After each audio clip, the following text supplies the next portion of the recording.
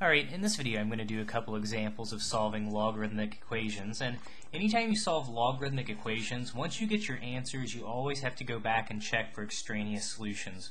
Remember, we can't take logarithms of any non-positive number, so this is something you just have to worry about at the end. So in A here we're going to solve 2 times log base 3 of x minus log base 3 of x plus 6 equals 1.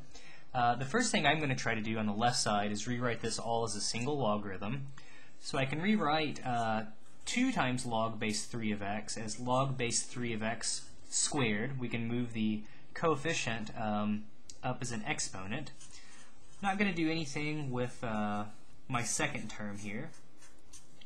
But remember, if we have like bases, if we have subtraction, this becomes division. So we'll have log base 3 of x squared over x plus 6, that equals 1.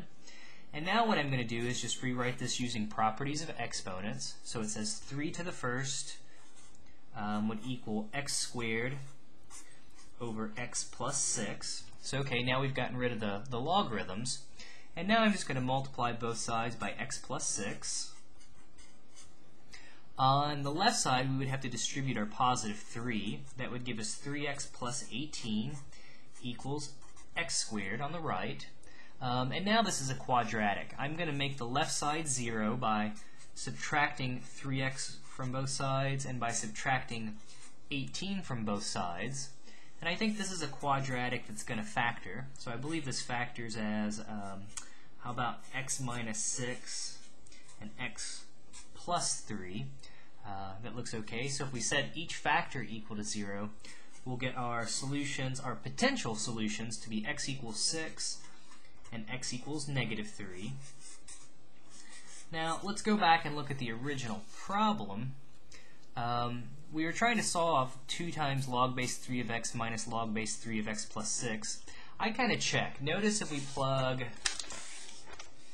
we put in the value 6, we'll get a 6 here, which is fine. I'll get a logarithm of a positive number. If I plug 6 into the other logarithm, I'm going to get a logarithm of a positive number.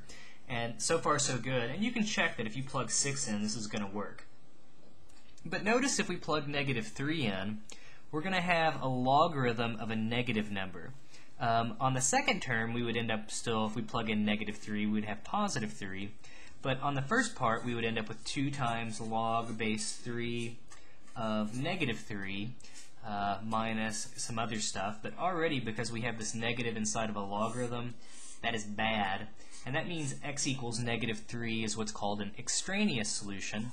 So x equals 6 would be our only solution in this problem.